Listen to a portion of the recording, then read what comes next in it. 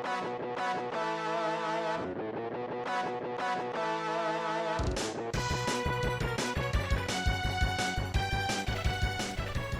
right, welcome to the latest episode of our originally titled podcast. Maybe that should be the title of our podcast. Welcome to Podtopia. Yeah. We're the first name in video game podcasting. And the most professional, clearly.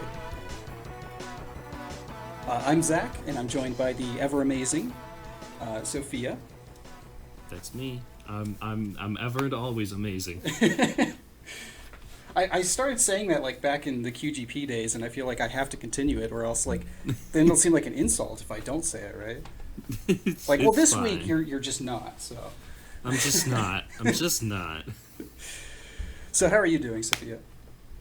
I'm doing really well. I'm having a lot of fun settling into this place. I've been playing games. Been doing a lot of art. I'm looking forward. At the time of recording, E3 is nigh upon us. It is very close. Thank you, Ramon. I'm sure. I actually haven't. Have you posted the first episode? I uploaded it, and then I was waiting for us to come up with a name. So it's just sitting there. As soon as we get a name, I'll post it, and then. Okay. Alrighty. So. This is great podcast. we're doing great, but you know what? The whole point is that we're here to have fun and talk about games. Yeah. I like how we talk about this stuff, like podcast related stuff, on the air, and then like beforehand we come up we run out of stuff to talk about game wise beforehand. Yeah, what we should do is when we call each other, we just immediately start recording. Right. And then we'll just make the podcast around that. Yeah, how have you been? Things have been pretty good. Just playing some more games. That's pretty much it.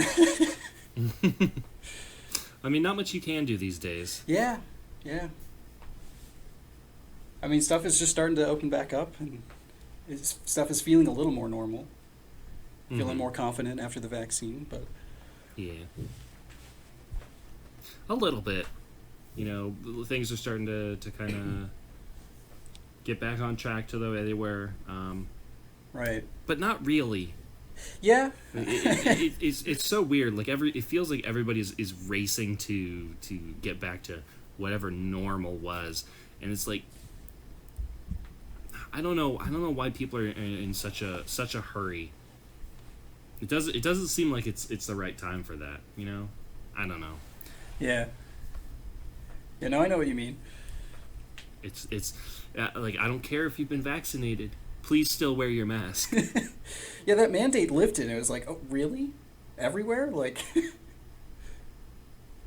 yeah, it seemed a little early. It kind of seemed like a parent just giving up on their kid that's just bugging them constantly. Yeah, all right, fine. Like, yeah, or fine, you don't have to wear your masks. But yeah, E3, just leave I guess, me is alone. E3 is one of those positive things, though, that has come back.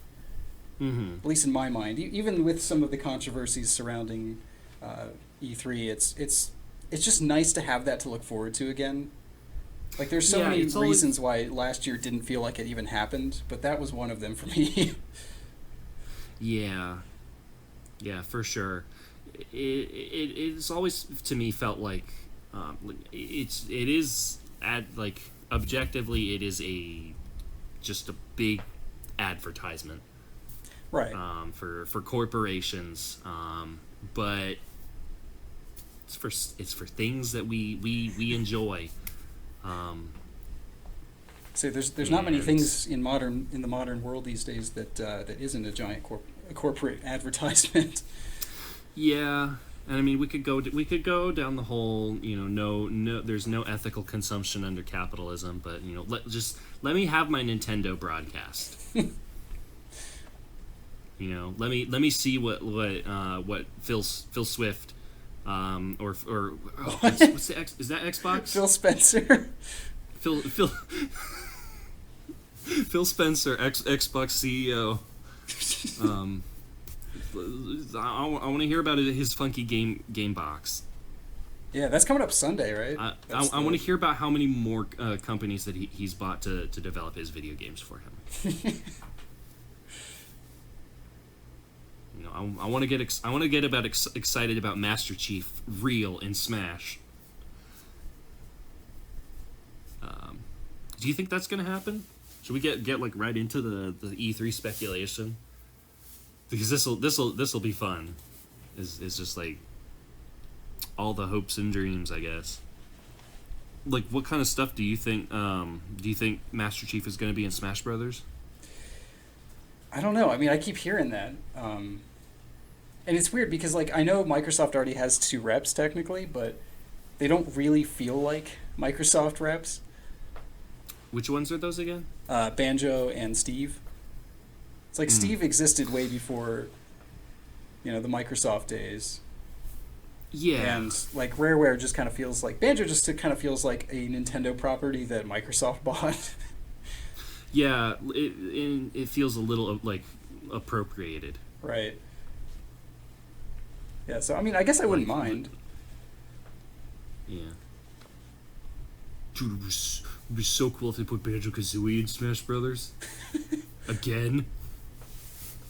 So this time they put Banjo-Tooie in. What do you think the internet would do if the next character was Lyn from Fire Emblem?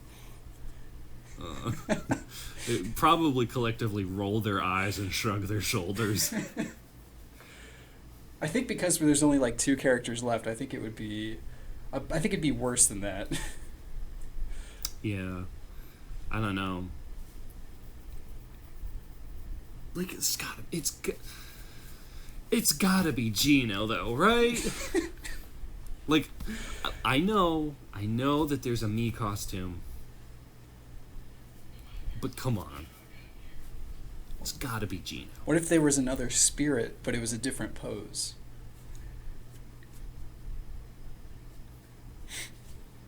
That would be the hottest update of the summer, I think.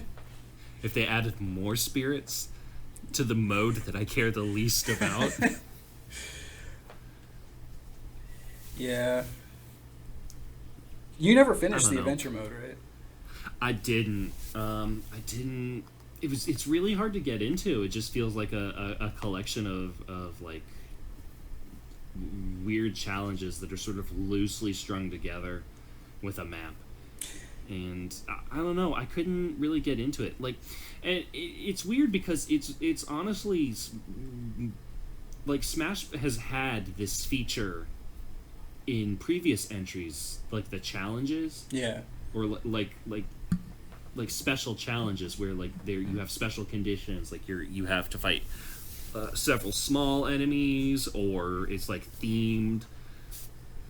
You have to fight. You play as Kirby and you have to fight all the Kirby bosses or something like that. Like though it's always kind of been, I think since, I don't think it was in the original, but like since Melee onward. Yeah. It's basically the same thing, and I've always liked those, but like if for some reason it just feels hollow. I guess because it's the way that it's framed as like being an adventure towards some sort of conclusion, but like it just feels like weirdly disconnected, and I'm not that into it. Right. Yeah, it's like a constant reminder that you're not playing a good adventure mode. That you're basically playing event mode in something called adventure mode. Yeah. But they kind of did that with All-Star mode. Like, that used to be fun, and it's horrible in Ultimate, but... Well, All-Star mode, they kind of made it like they did adventure mode in Melee. Because, like, I think different characters had different routes, didn't they? That's in adventure classic. mode? Oh. Yeah. But I mean, like, All-Star was... You would usually, like, fight all the characters in the games, but there'd be those, like, the rooms with the maximum tomatoes in between. So there'd be, like, different waves of it. And in Ultimate, it's just every character all at once until you die. Like, as soon as one dies, then another one comes in. It's basically just a survival mode.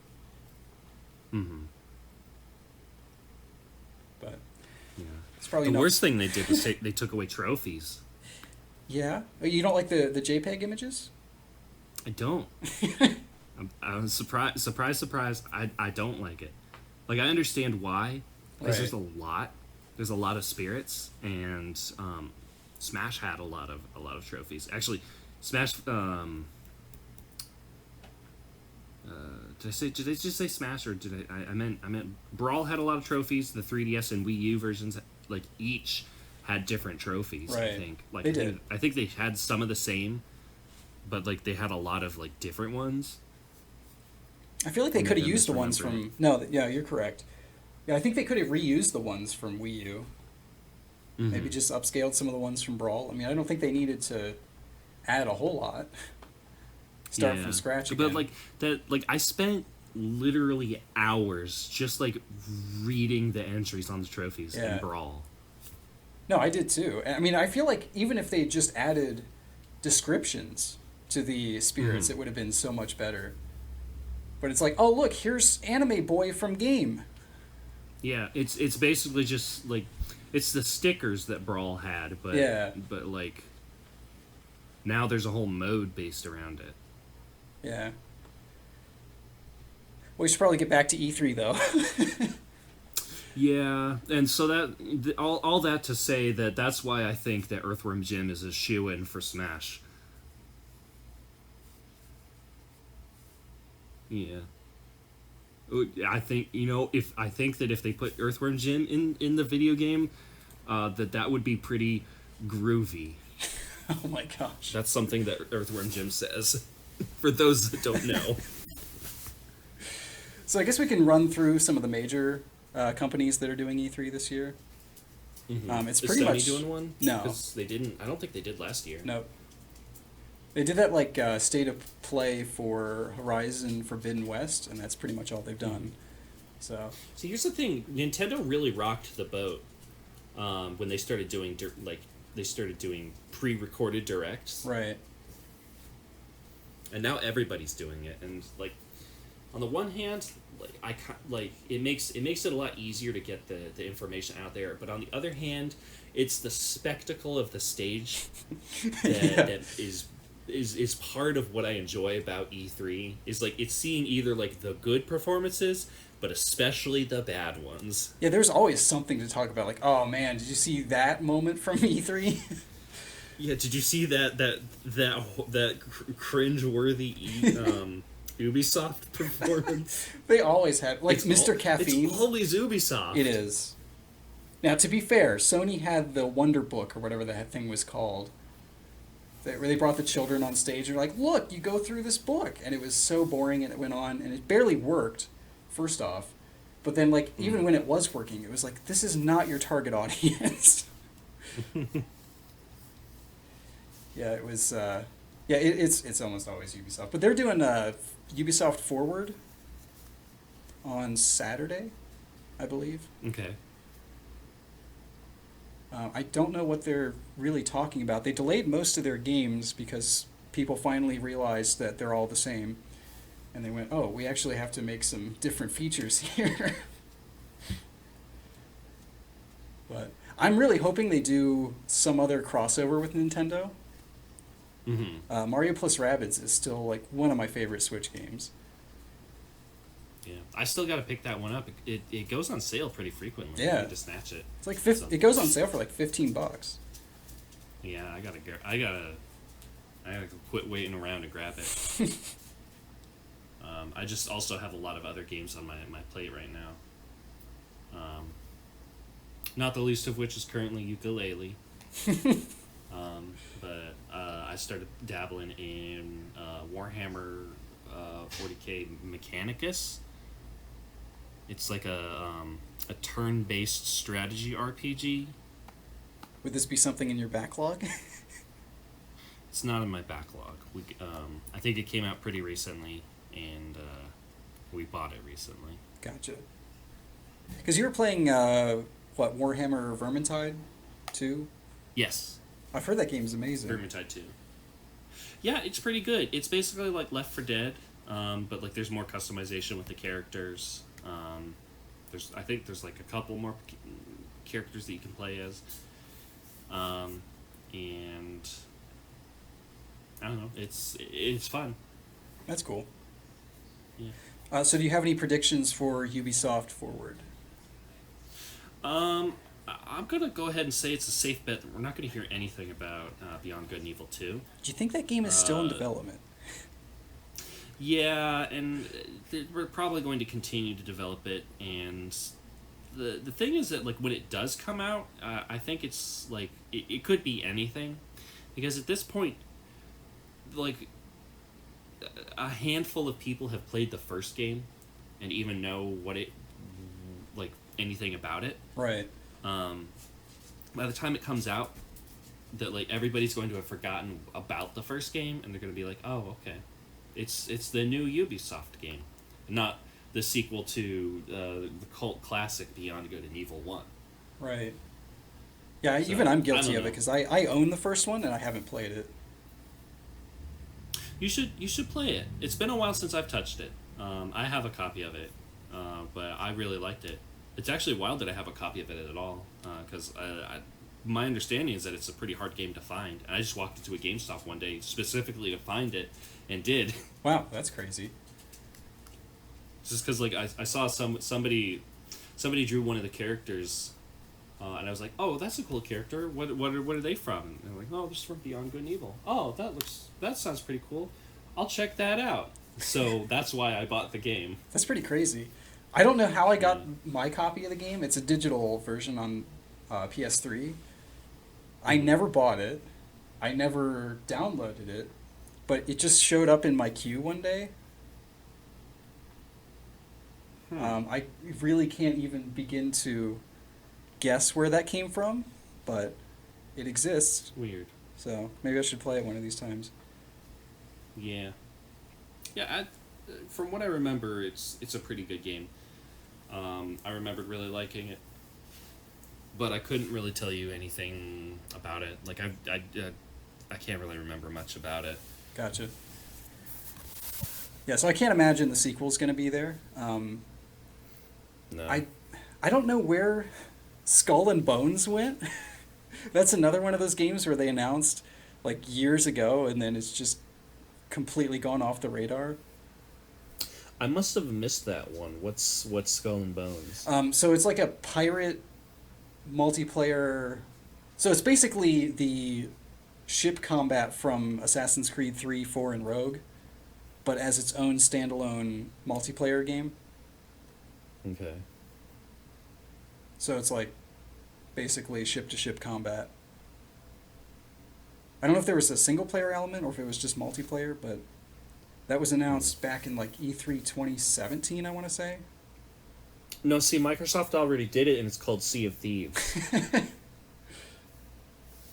Yeah, I don't know. I don't know if they were just completely reworking it, because I don't think you could get off your ship. I think that was one of the things that people were complaining about.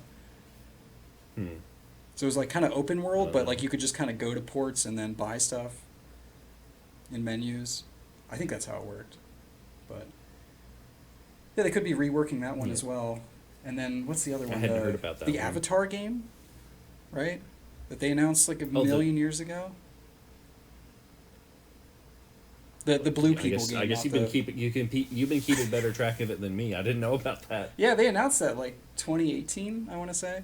Is that that like Last Airbender? No. Avatar? It's like the blue people one. Oh, okay. I was gonna say, because like if they are making a Airbender game, I would be pretty excited about that, because I actually for the first time watched all of The Last Airbender. Yeah, it's a pretty good show. Very good. It holds up very well. I think I'm like the only person who hasn't seen. I'm surprised that they were allowed to air it. Honestly. So yeah, they announced a Avatar game. I don't know. Yeah, like I said, I think 2018. It wasn't. There was no trailer. There was no logo. I think they were just kind of saying like, "Hey, we're making a game based on Avatar." So. Okay. Well. Hopefully it can meet the high the high expectations that the movie left behind. I think I'm like one of the only people who hasn't seen it, so I have no opinion on the game. I haven't seen it either. Oh, okay. I know the only thing I know about it is that like for a hot minute, like a good few years, it was like the highest grossing film. Yeah. Yeah, it's still like one of the top 5 or something. Yeah. I don't know what took its place, but I think something overtook it pretty recently. It was I just don't know what. 2015's Star Wars: The Force Awakens, and I think Endgame, Avengers Endgame, took that. Oh, So, golly, it's been around for a while, hasn't it? so yeah, I think that's pretty much all I know about their projects that are in development. I think there was supposed to be a new Ghost Recon. No, not Ghost Recon. What's their other? It's another Tom Clancy game. Rainbow? Yeah, I think it was Rainbow Six. Yeah. I don't know if it's supposed to be single player like the old ones, or because I can't imagine they would do anything to take away from Siege because it's still so popular. Time for Siege 2, the sequel. Do you have any other thoughts on? Not on Ubisoft. So then I guess we can move on to Microsoft, which is on Sunday. I don't expect it at all, but I am hopeful that there will be some sort of Banjo-Kazooie related news, because they always do this. They always there are always these like rumors or like they're teasing, like they have the like flight demo that they use Banjo-Kazooie in, and I understand that kind of stuff is that's internal use type stuff that they're showing off, like this is like we're using this to contextualize the technology. Like I understand that, but it's like people always get their hopes up. So like I'm expecting that there's going to be an expectation that some sort of Banjo-Kazooie news will arrive, but there is not going to be any actual Banjo-Kazooie related news. Do you think there'll be a misleading tech demo? Probably. They did that with Conquer too, sure. right? With Project Spark, Yeah.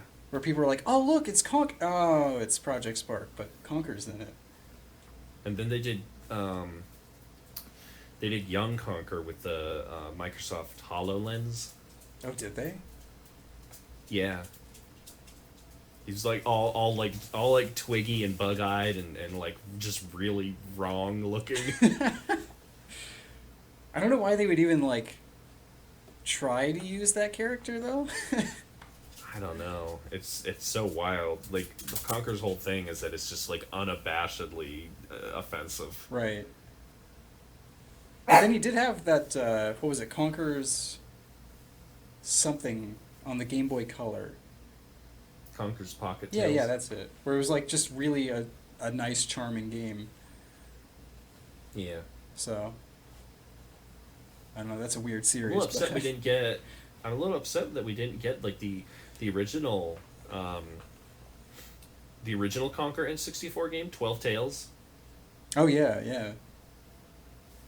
I not too long ago I was watching over some of the videos Rare put on YouTube Mm-hmm.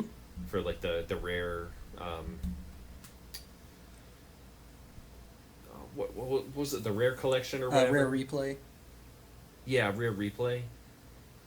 They put up a bunch of documentary type videos about all their stuff, and so they had a lot of previously unseen footage.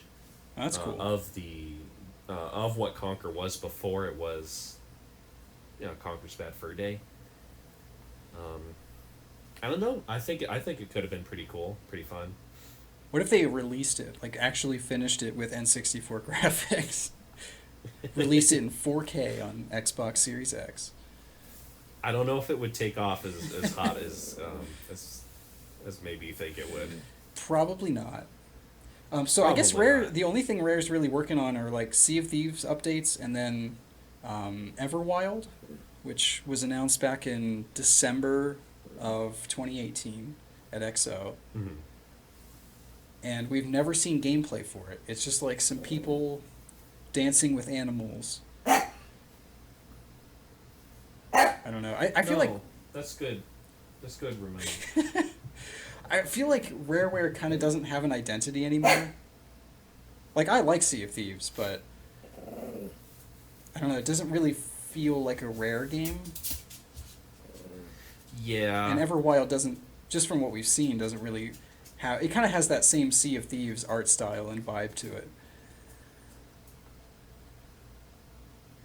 Yeah, I feel like classic Rareware is definitely like a product of its era. Right. It feels like impossible for something like that to exist today. Yeah, unfortunately. I mean, not that all their games were that good. I mean, they had some misses. Yeah, here and there, but overall, like especially with their N64 titles, I think that's like what really put them on the map. Right. I don't know. Like they were always like pushing the hardware to its limits.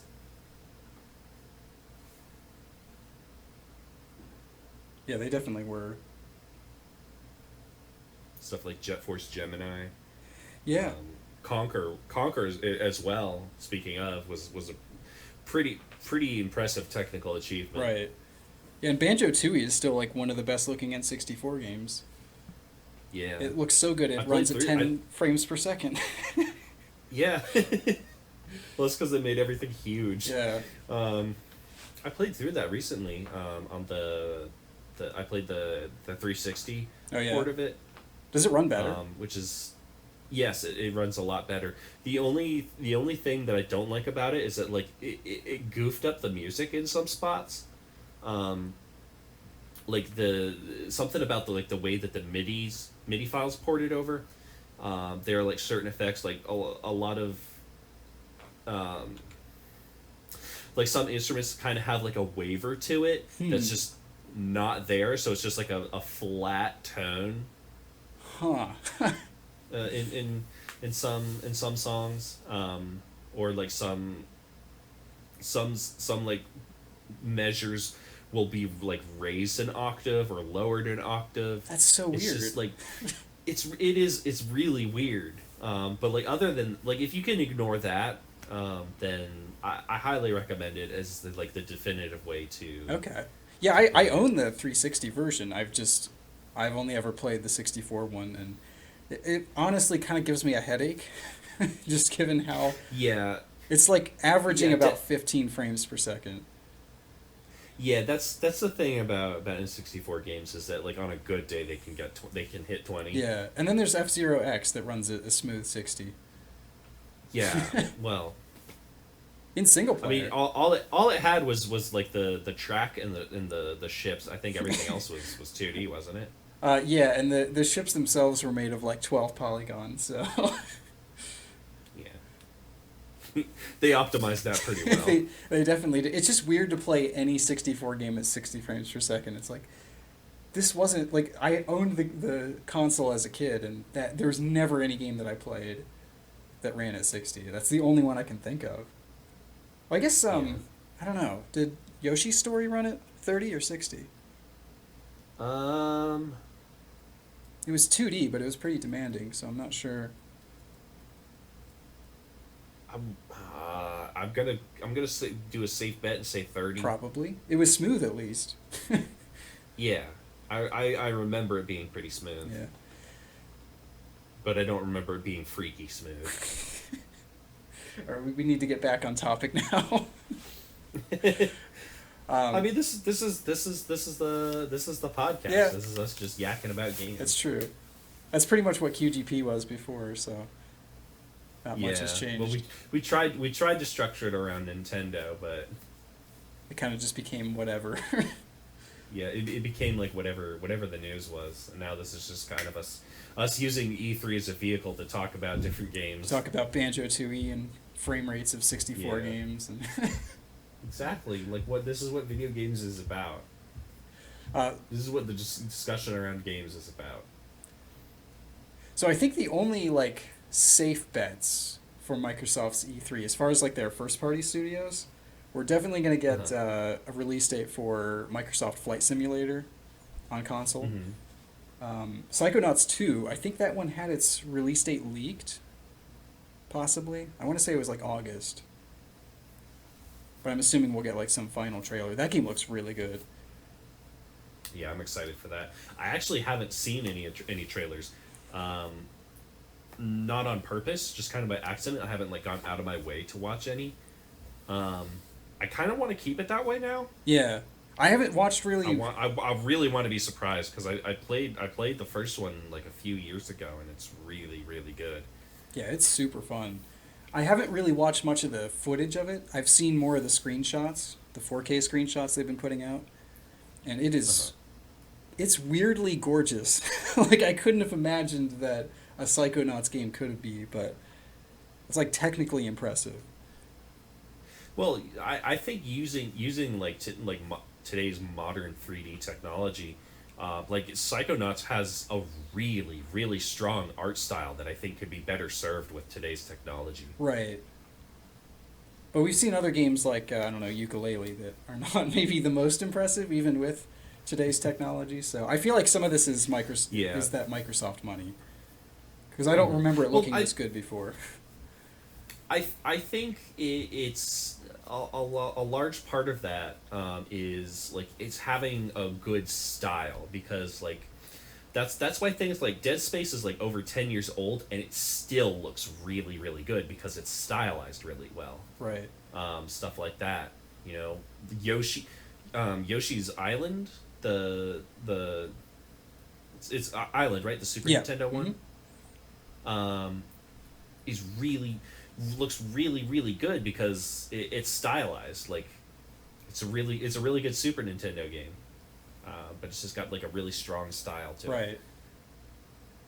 Yeah, I mean, I know the art style is great. I'm just saying, like, the texture work is really good and the geometry is fantastic. Mm-hmm. And it looks better than I could have hoped for. Like, maybe not quite on the level of what's the new Ratchet and Clank Rift Apart, but not as far off as you'd think. I'm really excited for that. That's a reason for me to get a PS5. It's the new Ratchet and Clank game. It looks so good.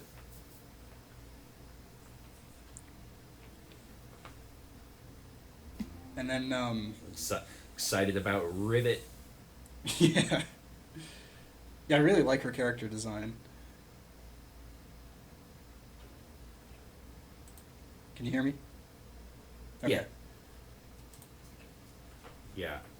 The whole internet kind of exploded when they first saw Rivet. Before they even knew that she knew what her name was. There was like fan art going out like crazy. Even people are still drawing her. Yeah, I can imagine. Yeah. And then, I feel like I probably was in the deep end there. yeah, it's probably true. I haven't. I should draw Rivet. Hey, why haven't I done that? I'm kind of surprised you haven't. Yeah, I ought to. Have you drawn Ratchet? I gotta get that. It's been a while since I've drawn Ratchet. I should draw them. I gotta get that gamer girl cred. What else? So what? Halo Infinite, I guess, that's gonna be one of their big showpieces there, I think. Yeah, for sure. Did you watch the July footage last year? Yeah, I saw it. Like, I don't know. It's kind of goofy, but at the same time, I think it's gonna be really good. I played Halo for the first time like last year. I did too. I got a lot of firsts for me. You know, Psychonauts, Avatar, Halo. I like the look of it. I'm really excited to see what they do. I like the because they're doing kind of an open world sort of thing with it this time, right? Yeah, it's a semi-open world. So I guess it's like the objectives are open-ended, but I think there's still levels. Right. That makes sense. But I can see how they could keep it like open world, but still have like direction. Right. Yeah, it looks pretty cool. I also played through Halo for the first time last year. I actually binged the entire series. Mm-hmm. Just finished like a couple months ago with 4. I haven't played 5 yet, but I don't think I've done 5. I did 1, 2, 3, ODST, Reach, and I think. Did you do 4? Yeah, I think that's it. I haven't done 5. Did you do 4? I think so. Okay.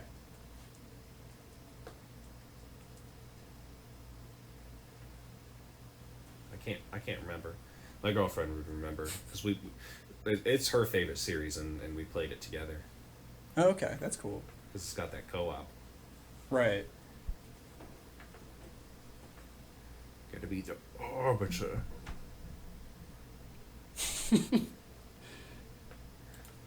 But yeah, I'm excited to see what we hear about that. Do we know roughly when they're expecting to release it? I'm gonna guess November. They've said this fall, but yeah, I would guess November. Okay. Because I know it was gonna launch with the Series X last year, Mm-hmm. and I think, like, here's the thing: the gameplay they showed looked really good, and I thought the grapple thing, like, I know some people are complaining, but it looks really cool, and I'm always for more mobility options in shooters. Yeah. Just really in any game, I feel, but yeah, the graphics were very rough. That was definitely an early build, and they shouldn't have shown it in that state. But we did get the Craig meme out of it, so that's good. And the fact that Phil Spencer addressed the Craig meme was just like, I really do like Team Xbox. Yeah, they really kind of put on the lovable like goofball sort of Yeah. persona. I feel like Nintendo lost that recently, and then they just kind of picked it up. Yeah. For sure. Like Nintendo's putting on like more of a like they're still kind of goofy, but they're really like cleaning up. It feels like Right. they're going for like the Apple of gaming. Right. But like they're still like the Apple with a smile, I guess. Like, hey, Yeah, why haven't we like seen- to have seen- fun here. Why haven't we seen Bill Trinan? Yeah, where's Bill Trinan? Is he still stuck in that that suitcase or that treasure chest? I think the last time we saw him was like 2016. Yeah, It's crazy.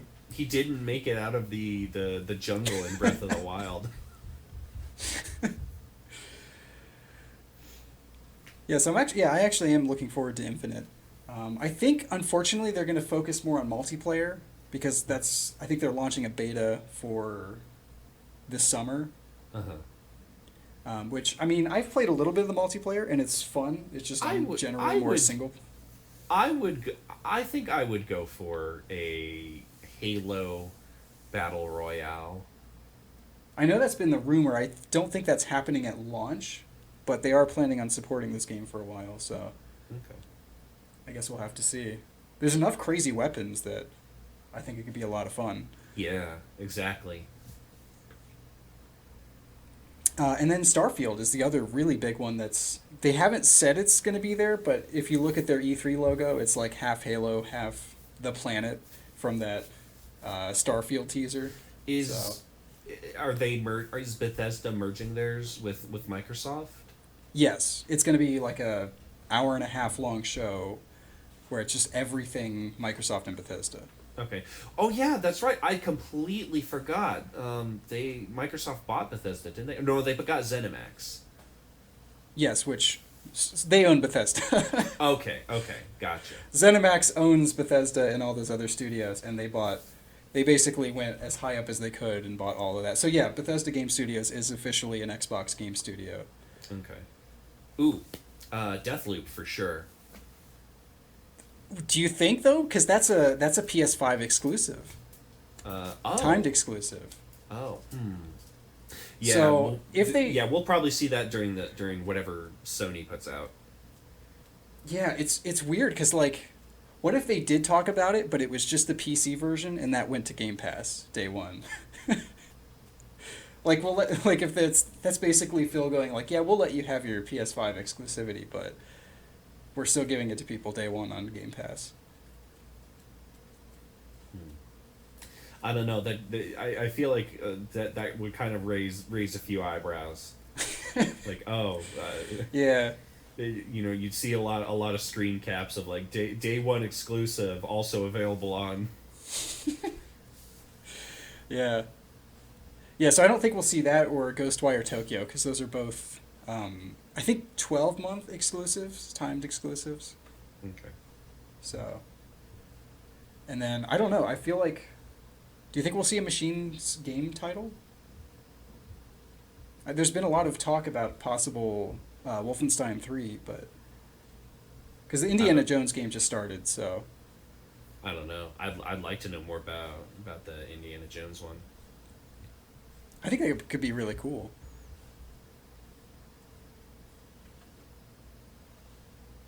And I think the other rumor is that we're getting, and I'm sure you'll be very excited about this, but that we could be getting the reveal of Forza Horizon 5.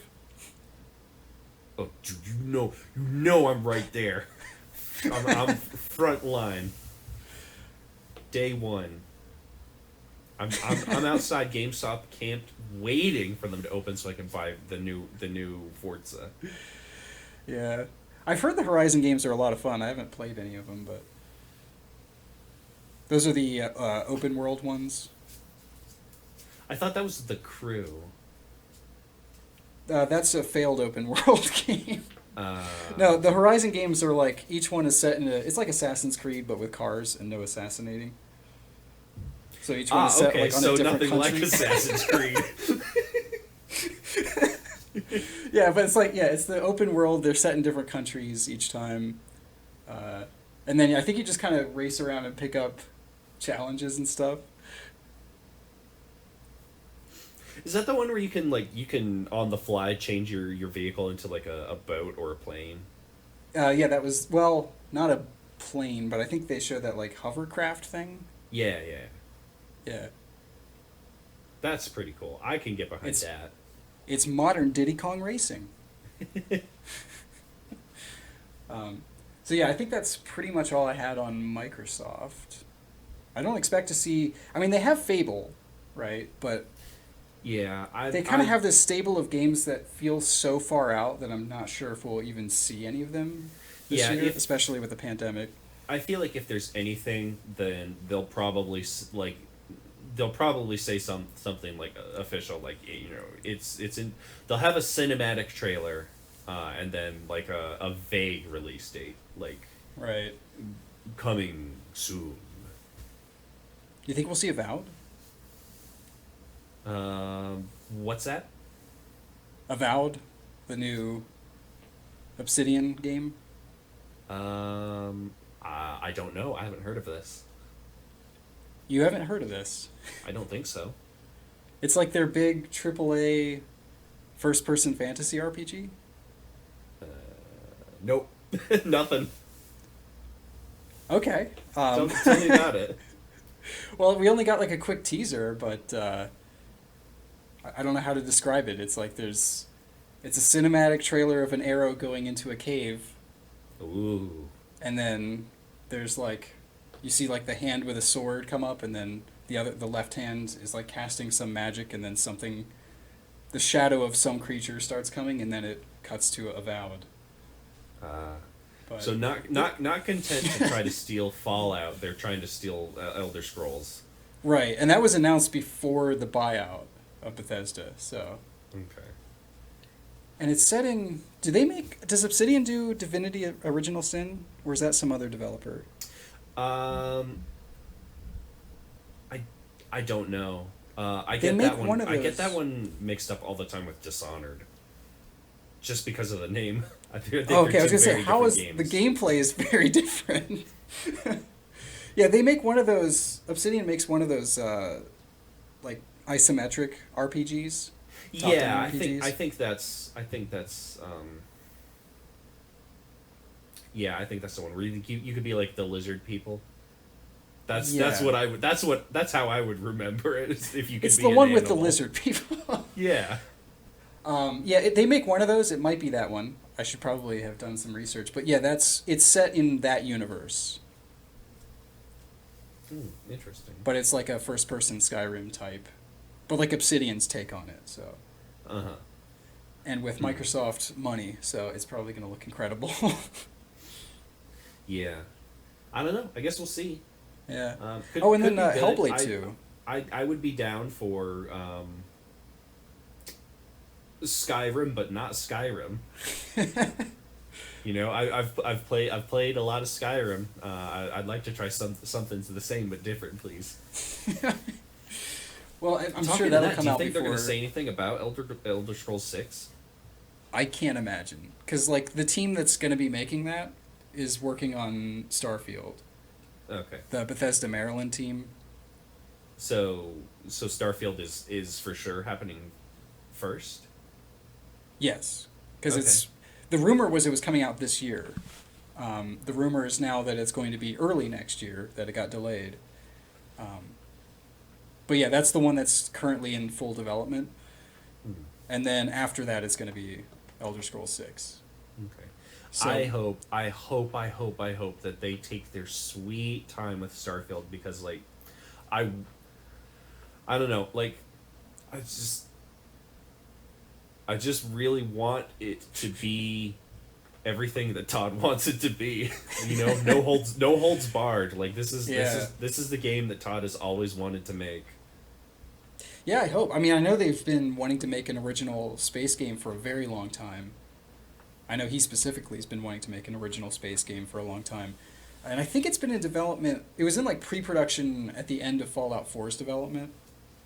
So this has been in development since Fallout 4. Like full development. Because 76 was done by their Bethesda Austin team.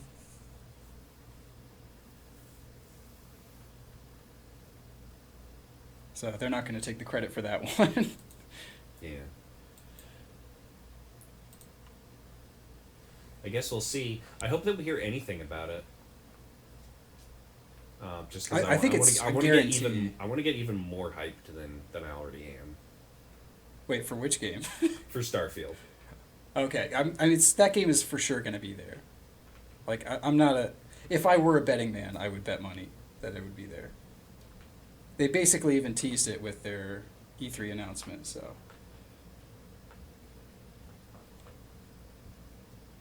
I also was going to bring up Hellblade 2. Because that's technically the first Series X game announcement we got. Okay. I've never played Hellblade 1, or I I don't know. haven't I don't know what kind of game it is. Well, it's by Ninja Theory. Are they the ones did, that like- did Metroid Other M? No, that's Team Ninja. Oh.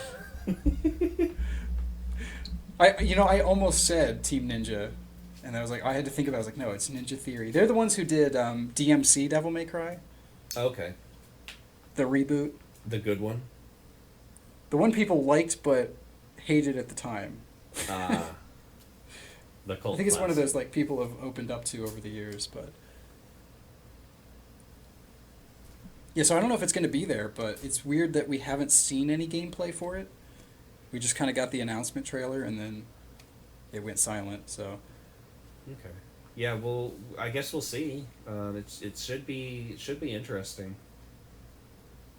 You know, I'm excited to get excited. You know, I want a reason to want a new Xbox. yeah, same. I already want one, but I want a reason to want one. Exactly. It's crazy that like it's selling this well and there's literally not a single first-party exclusive game on it yet. Well, it's also amazing that it's selling as well as it is, and that there's not also any to buy. It's not available for purchase. Yeah, pretty much. Out of stock. Yeah, I kind of feel that way with both systems. I feel like right now at least, because of Ratchet, I have a little bit more of a reason to get a PS5, but like I want a Series X more, to be honest. Still waiting to get one to play Resident Evil 8, but Yeah. I really want to get Resident Evil 8. I'm kind of waiting for it to go on sale before I grab it. As Gotcha. soon as it goes on sale, I'm gonna get it. gotcha. I'm very excited to play that one. Yeah, I am too. Not, I've heard some mixed. not just because of the big tall lady. I kind of feel like, I don't know, maybe I'll have to play it, but it might be a little disappointing if like that was supposed to be really scary, because I feel like the internet has just made that not even a threat at this point. I feel like I'm gonna go into it expecting it to be campy. I feel like if you expect it to kind of be like a little tongue in cheek, a little goofy, Yeah. If you go in expecting to not take it seriously, I feel like it would be a lot of fun. That section or the whole game? The whole game. Okay, because I've heard there's some pretty terrifying moments, which I'm happy for, because I heard they made some statement that like they specifically made this one less scary than 7. Which I was a little disappointed at, because I think 7 is one of the best games in the series. 7 was really good. My only complaint was that like the monsters were kind of boring. They were all just like the same mold monsters. Sometimes they had a big claw. Yeah, but the design though, and the pacing, and the atmosphere, everything else is really good. Yeah. Anyways, do you want to move on to Nintendo? Yeah, that'll be the last one let's go back. Let's get in our wheelhouse. Let's talk about Nintendo. Yeah. So I don't know what you've been hearing on what's going to be shown there. I think we finally see Breath of the Wild sequel, right? I feel like that's a given. Hopefully. Probably some sort of news, because the last time we heard anything, they like specifically had a moment where they were like, we do not have it in a state that is ready to show at this time. Right. Which, like, at the time, like it hurt to hear at the time, but I'm glad that they came out and they admitted that they like weren't ready to show what they have. Right. They're like, instead, here's a $60 port of Skyward Sword. Yeah. Oh, we'll probably Everyone's hear something favorite. about that. I don't know if we probably will. Get I feel like an ad for that. Yeah, I think we'll see like a brief glimpse of it, Mm-hmm. but like I don't know what they could even talk about. Like there's, like they already kind of mentioned the control scheme with the analog stick. They're gonna get up on stage, and it's gonna be a repeat of the live showcase of Skyward Sword with the Wii, just with the Switch, but they're gonna have the same problems. If they redid that, like reenacted it, that would be hilarious. Shot for shot, beat for beat. I would love that so much. Yeah, this is now the I'm gonna be Nintendo I disappointed it remember won't be and love. there. Yeah. Yes, I feel like we've got to see that game, and I feel like they've. I mean, I know like the pandemic definitely slowed things down, but this game has been in development for a very long time for something that is reusing all the assets of the previous game. Mm-hmm. You know, like the longer this game goes without being released, the more I want a new Zelda that is set in a whole new world. You know, like I was okay with this being a direct sequel because it was like, oh, it'll be turned out in like 3 years or something. But I feel like we're getting to that point where I kind of want like. Yeah, sorry. I really would love like a futuristic Legend of Zelda. Like flying cars, Neon City, but it's like, it still has like that like old magic. That would be interesting. Incorporated, That would kind of be the idea behind the original game. Yeah. Link was originally supposed to travel like to the future and the past, and that was why he was named Link.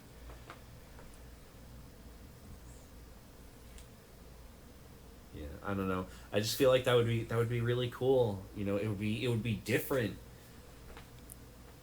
You have like the master saber or whatever. And a hover bike Yeah. with a horse head on it. Yeah. That would be interesting.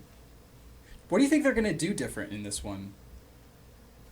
Like, I I feel like I don't know if this has been confirmed or if this is just like everybody's speculation, but I feel like the thing with the arm, Link's gonna have like a lot of arm augments. yeah. So I feel like movement is gonna be a big deal. Traversal and whatnot is gonna be. You're gonna have a lot of options. Do you think they fix rain, like climbing in the rain? No. You think they leave that Certainly the not. exact same? No. Well, you know what? I would be willing to bet that they probably implemented something, right?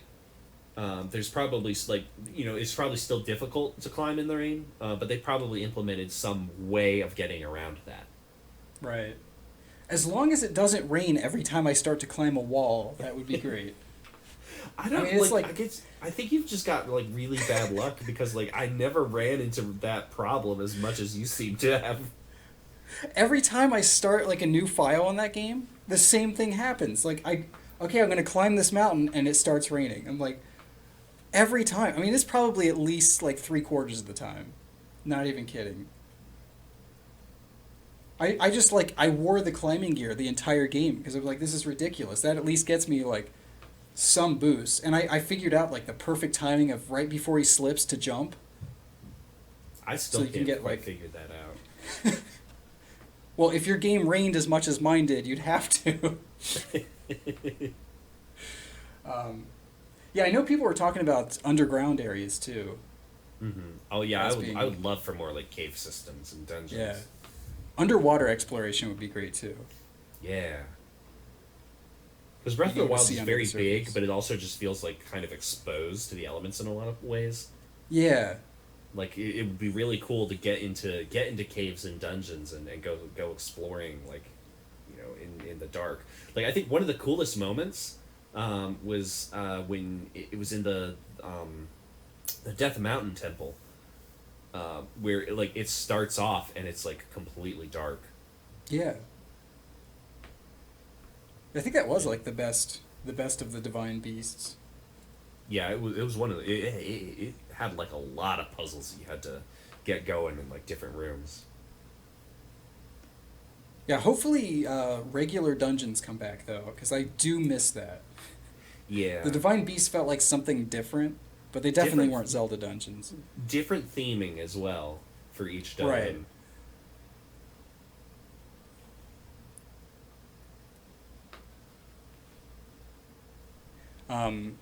So I don't know if you've been hearing the rumors about Metroid, possibly. I don't know what to think about Metroid. They're either have something or they don't, and I'm going with my gut here that I don't think that they've got anything to show. I don't. Were you talking Prime 4? Or are you talking Yeah. a new 2D Metroid? Oh, I hadn't heard about the new 2D Metroid. So that's been a rumor for quite some time, and some fairly credible sources have been saying that it's coming out this year.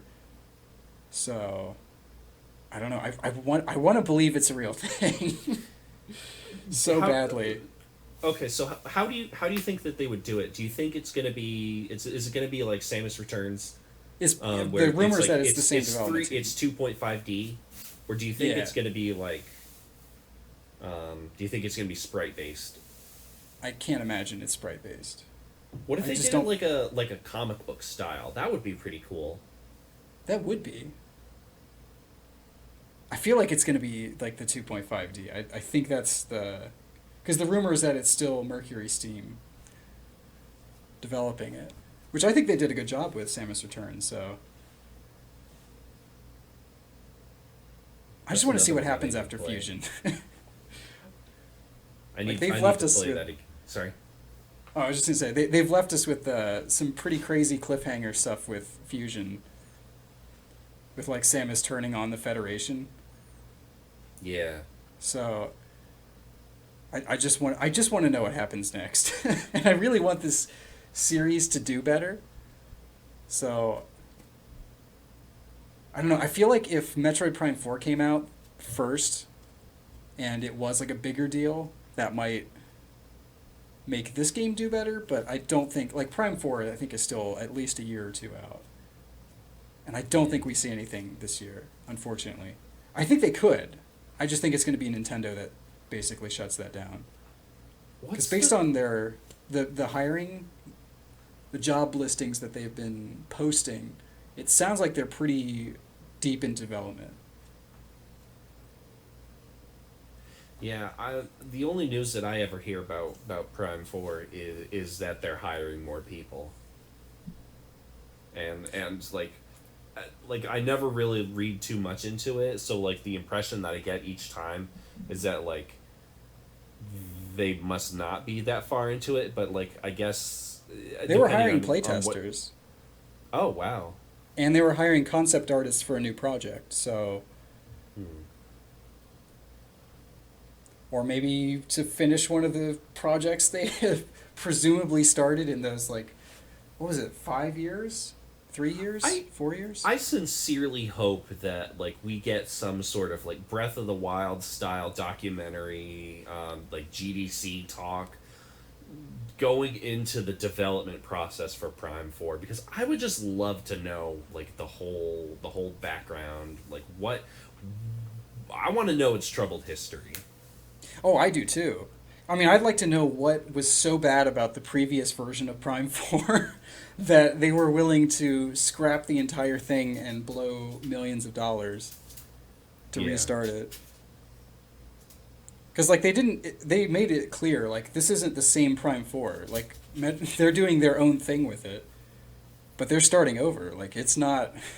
It wasn't like the previous developer had a good idea and a good build of the game that could be, further refined. So... I don't know. Yeah, I'd love to see the previous build and know what Retro was doing in all that time. Because they only picked up the project in late 2018. And their last project released was done in December of 2013. Wow. So the rumor is that they were being mismanaged and they kept like starting projects and then canceling them. But that hasn't been confirmed, so...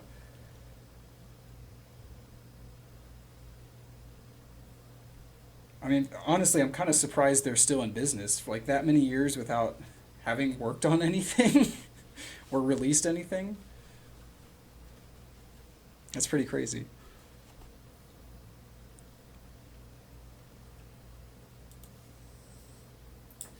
Yeah. They had that one like that rumored like personal project that they were working on as well, and like everybody wants to know what that is. Yeah. I don't know. I guess we'll find out, won't we? Yeah. Have you been hearing the Donkey Kong rumors as well? I think so. I think most that I've heard is that like something Donkey Kong is coming out, but I don't know if it's in, like going to be another side scroller or if they're doing a 3D platformer or what. Well, we don't know. That's the unknown at the moment.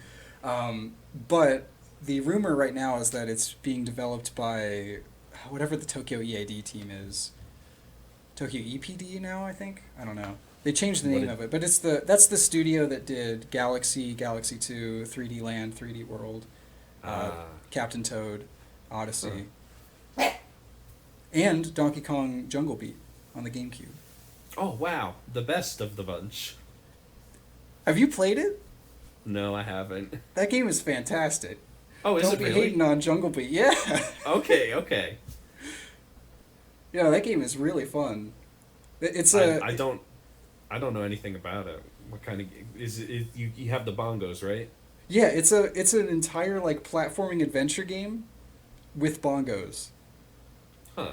And you wouldn't think that would be well done, but like the level design is based so well around the bongo controls that like it just feels good to play.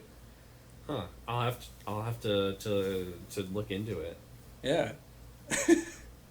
I figured you hadn't played it. It was like they did make like the Donkey Konga games, which are like the rhythm games. That's probably what I was thinking of. Yeah, or Barrel Blast. That game was awful, but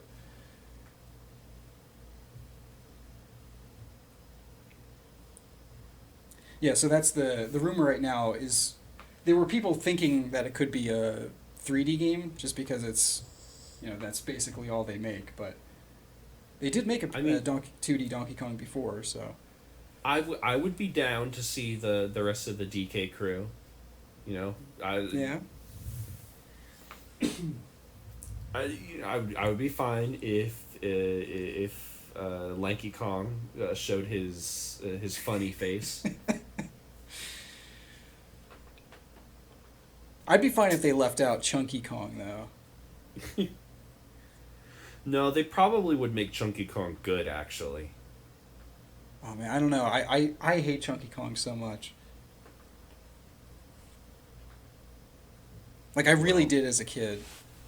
That was like the character that I almost like refused to play as. I'm not even sure I remember why, but I just remember hating him.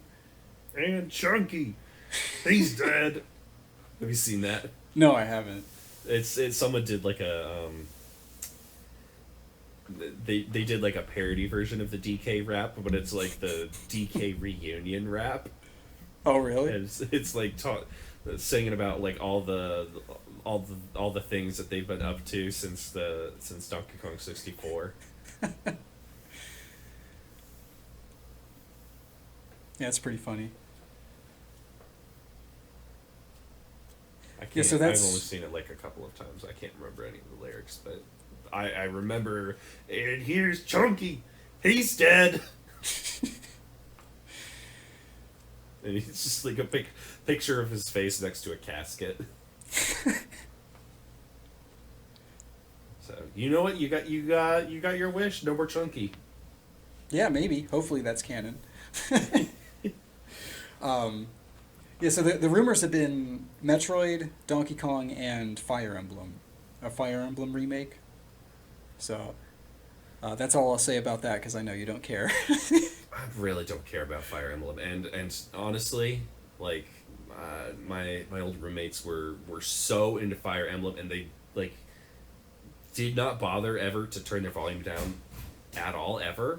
So I constantly had to hear the Fire Emblem sound effects. I mean, non-stop. Oh man.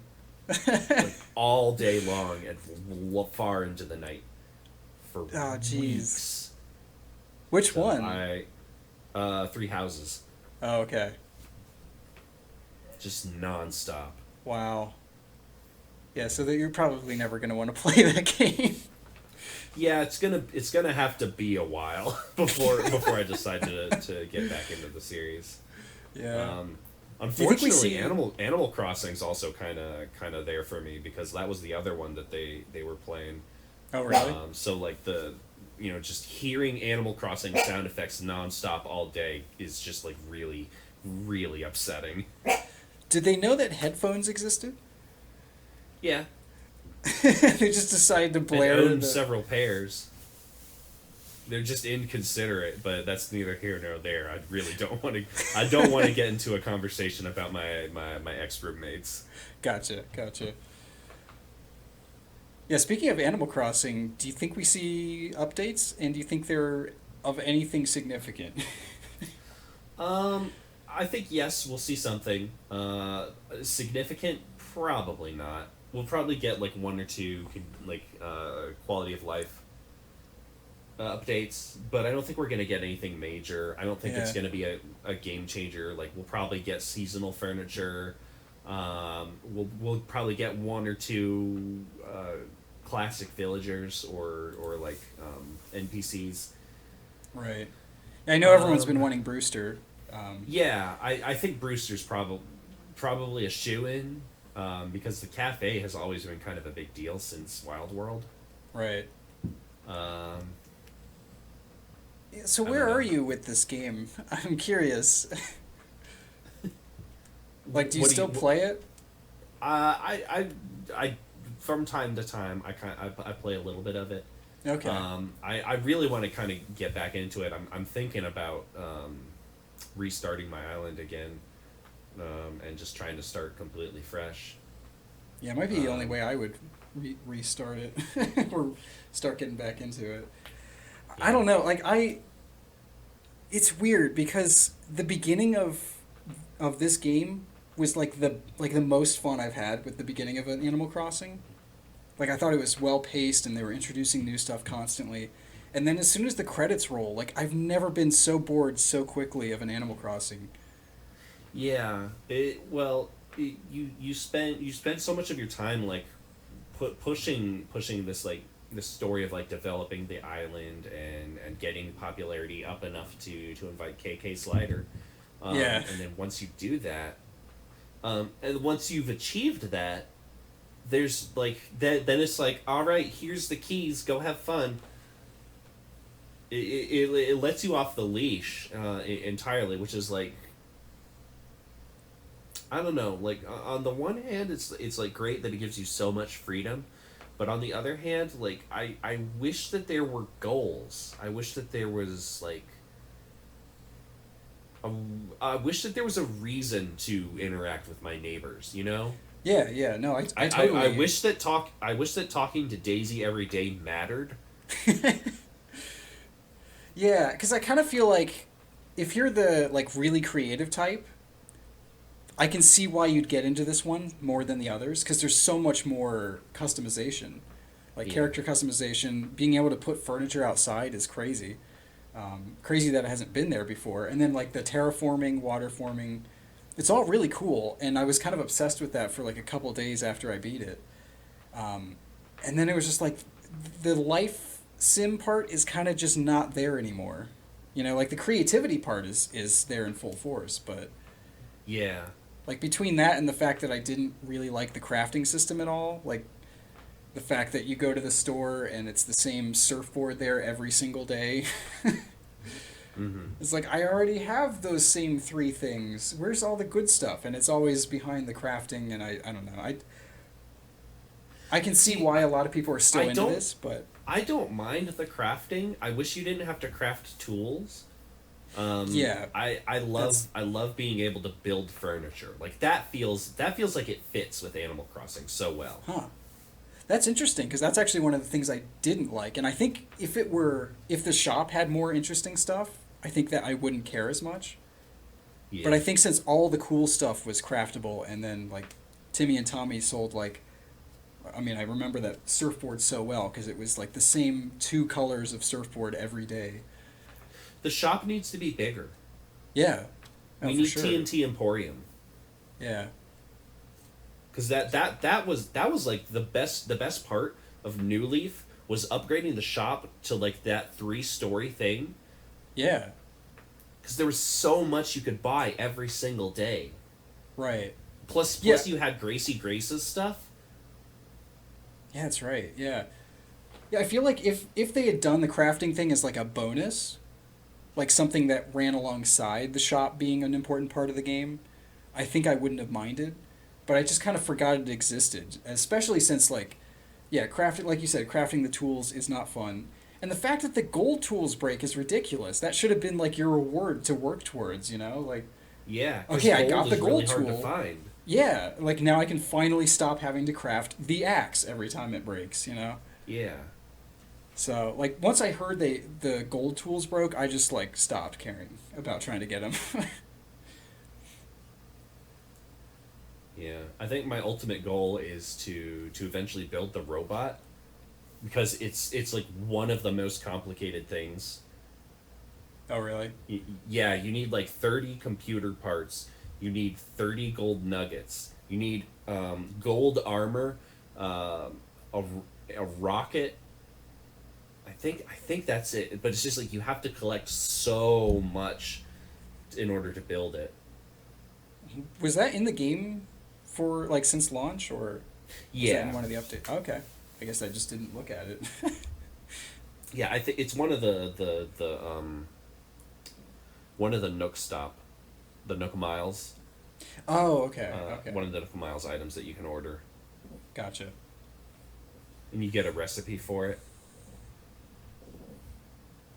Yeah, so I don't know what I don't know if there's really anything they could do to get me back into it. Like you said, I think it would be best if I just restarted the whole thing. Because what Yeah. I find myself doing, like when they do these small upgrades, like, oh, now you can go in the water, is like, then that's all I do. Because I'm so bored of the day to day chores that it's like the one new thing is then really exciting, and then I burn out on that one new thing. And I get sick of swimming and, diving for sea creatures. Yeah, I feel like a lot of the fun comes from the multiplayer.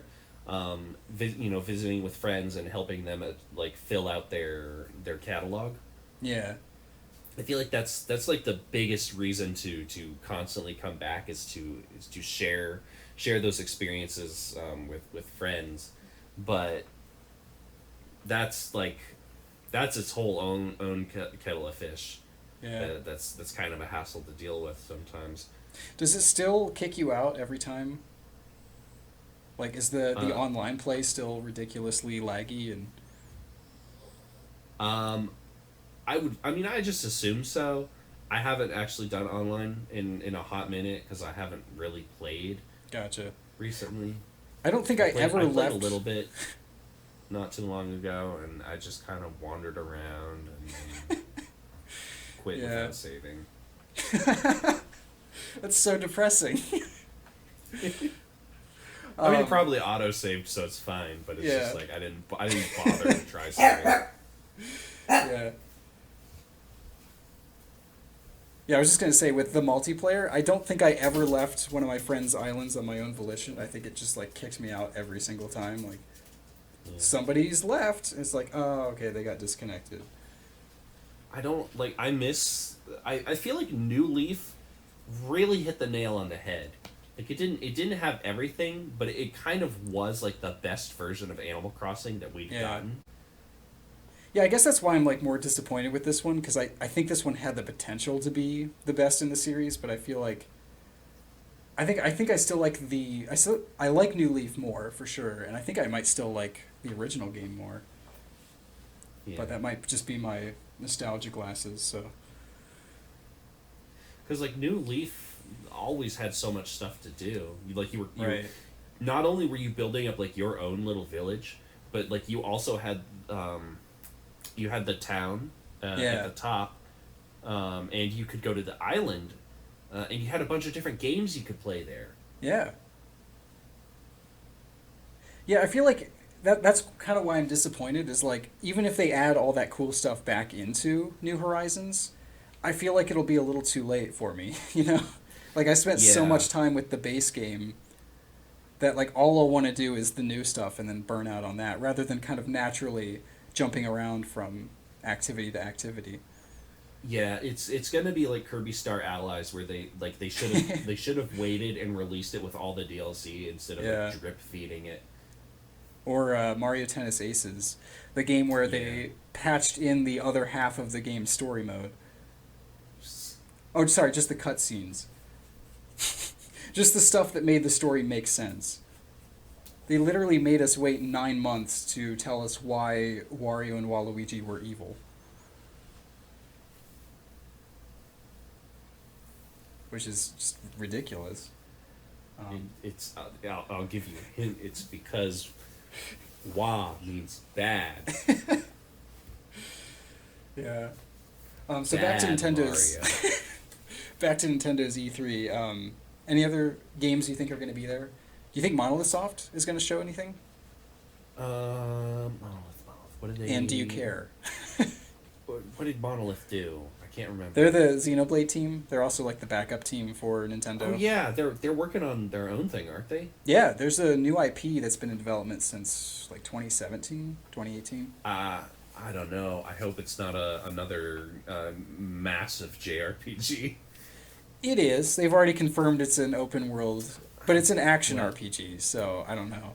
Okay. Does that make it better? I guess so. I guess I could do an action RPG. But the rumor right now is that they're working on both a new Xenoblade game, like Xenoblade Chronicles 3, and a new IP. Plus helping out with the Breath of the Wild sequel in Splatoon 3. Yeah. Speaking of Splatoon 3, I think we're going to get any more news on that. I kind of feel like we are. I mean, from what I've heard, I have a pretty reliable source I go to, and they were saying that it's going to be an early 2022 game. Okay. So it was weird. It would be weird to me if they showed it in the like February Direct or whatever, and then went the entirety of E3. Like, yeah. So I mean, the rumor initially was that there was going to be some kind of like Splatfest contest they were going to do there, and then they kind of had to revamp that because of COVID. So it might just be like something they did with the Treehouse, but I don't know if that's even still happening. But yeah, I kind of want to see, like, that trailer didn't show why this needed to exist, you know what I mean? Like, it looks cool, but it's like, it does look like just more Splatoon. Mm-hmm. So I kind of feel like, and that's usually, Nintendo does that a lot with their trailers. Like, I think probably the biggest thing, like, if they're going to do, like, a whole new game, because Splatoon 2 was more of the first game, but just with, like, different weapons and like, balanced. Really good story modes. But I feel like the biggest thing that they would have to do to make 3 to validify its existence would be to offer more game modes. And yes, I am talking about Battle Royale. I wondered if you were gonna say that.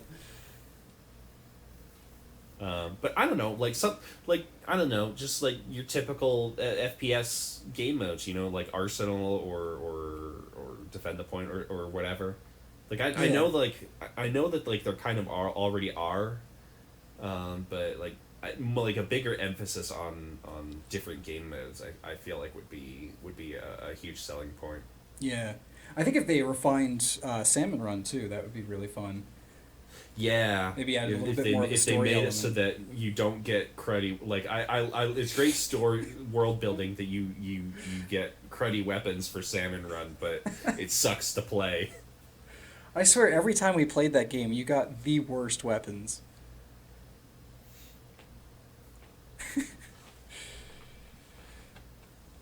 They're all bad. They're all the worst. Every Splatoon 2 weapon? You know, that's... no, the Salmon Run ones. Oh, well, they are just all the same ones from the multiplayer. Yeah, but somehow they're also the worst. the worst versions of them. Gotcha. Like, it's the slowest, heaviest roller. It's the slowest firing blaster. It's the shortest range on the splatter shot. What's funny is, like, I've gotten some really great rolls when I wasn't playing with you. Like, almost every time that I was. Here it is. Like, I have the best luck in Breath of the Wild, but the worst luck in Splatoon 2 Salmon Run, and you have the worst luck in Breath of the Wild with the rain. Yeah. But you get the best rolls in Salmon Run. Apparently. That's the balance. Yeah. Yeah, so I feel like that's pretty solid. Like, I feel like that's going to be there. Yeah. I feel like Project Triangle Strategies for sure going to be there. The best named game in existence. I hope they keep the name. I kind of like just for the joke of it now. Yeah. I mean, they did with Octopath. I started following an account on Twitter. Let me see if I can pull it up. Is it the one that has like the everyday like just different Octopath style names? Yeah. I think I've seen that. Let me see if I can find one real quick. I know I've probably retweeted one recently. But it's just like random strings of like tax air.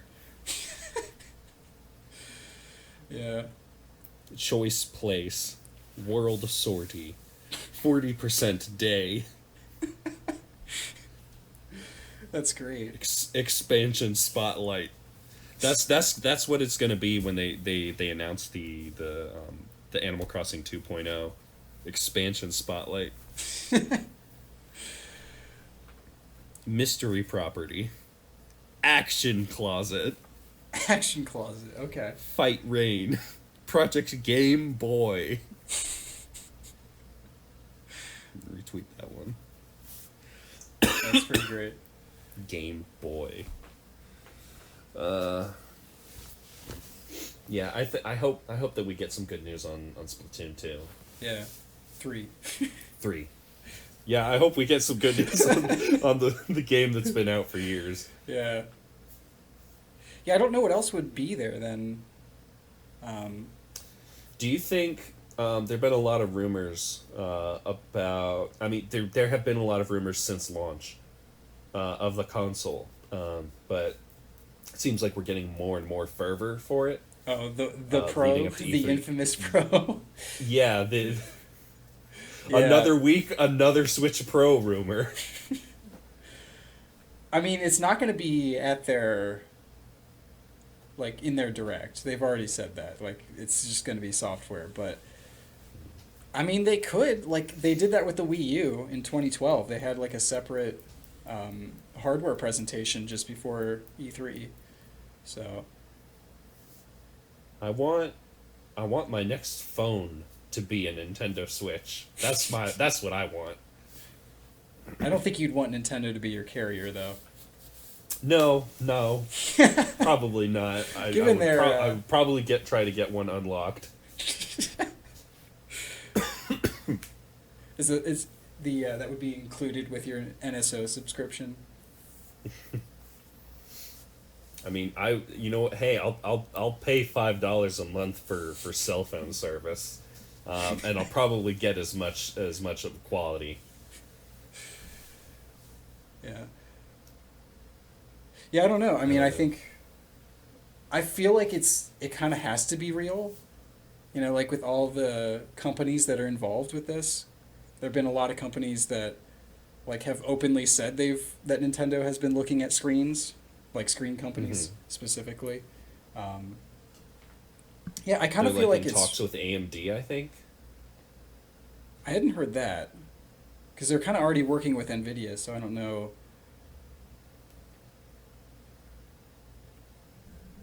Yeah, I'm not sure honestly. Like, I really maybe want it would be one, like a but like in addition to the Nvidia, the Tegra chip, it would have like an additional chip or something. I don't know how that would exactly work though. It'd probably take some configuring to get it to work. yeah. Yeah, I definitely like one. That's for sure. I kind of feel like if they were working on one, that I can see why. There have been kind of a lot of people talking about it, a lot of rumors, and then it kind of goes silent. If they're really struggling to get chips, I mean, there's a huge chip shortage going on right now, so like this is really a terrible time to be thinking about launching a new system.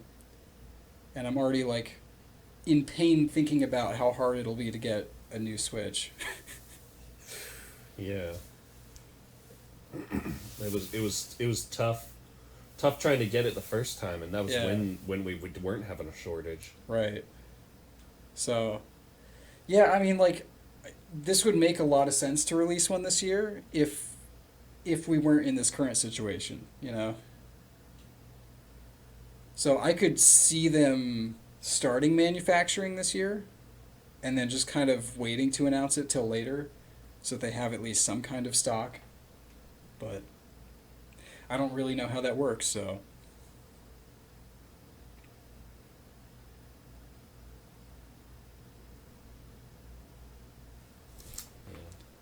I guess we'll see. If they've explicitly said that they're not going to show anything, then I guess we probably won't hear anything. But I believe maybe they said they'll do exclusively. a specific hardware direct. Yeah, I think they said exclusively focused on Switch software, I think is what they said. Or on software for Nintendo Switch. Yeah.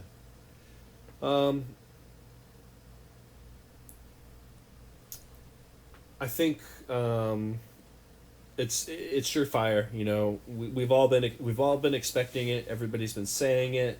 I think they're gonna be. There's like, oh, and before we go today, we have just one more thing, and fade to black, and then Reggie Fils-Aimé breaks through the border, and he says, "It's me. I'm back."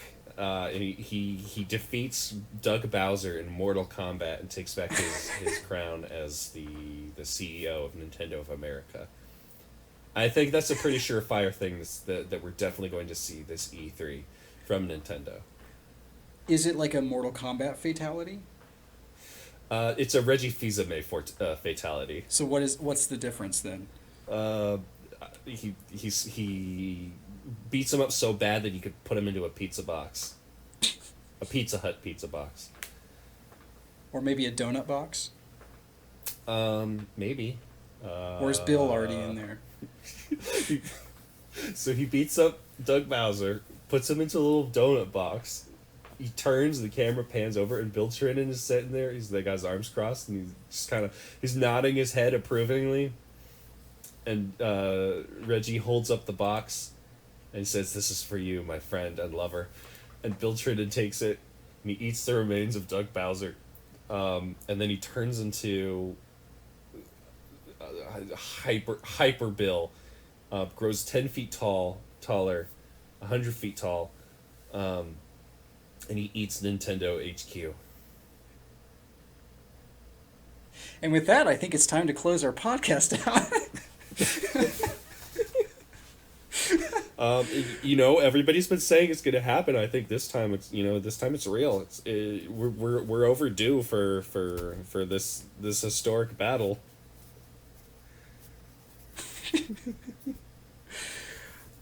Okay, well, that was something else. I don't know what to say after that. Sorry, I kind of sideswiped you a little bit. I could definitely say I wasn't expecting that. But imagine though, okay? So imagine if that does happen. Like, what happens after that? What is the result of that? Huh. Who next? Well, who gets eaten next? Phil Spencer gets in on it. Who is he gonna beat up and eat? This podcast has gone very weird very quickly.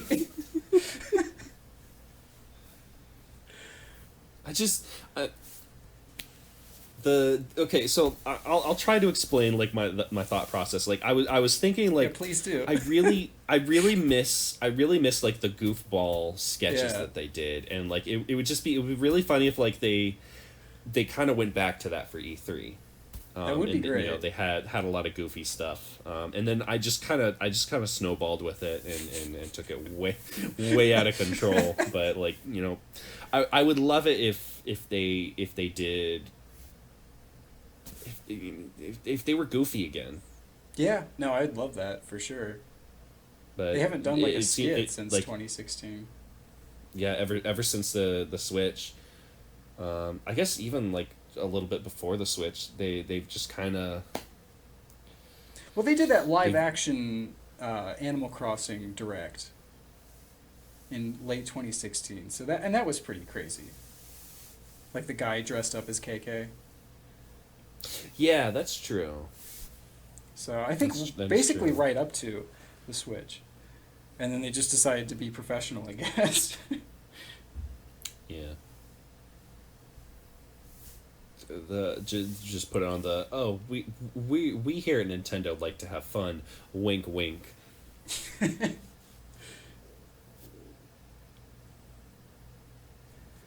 But we are also definitely a corporation. Give us your money, please. Do you have any final thoughts on Nintendo? Predictions? Thoughts? I don't think so. I'm just really looking forward to whatever they do or don't show. I hope that it's not too many JRPGs. I really hope that they show a lot of things that I'm interested in.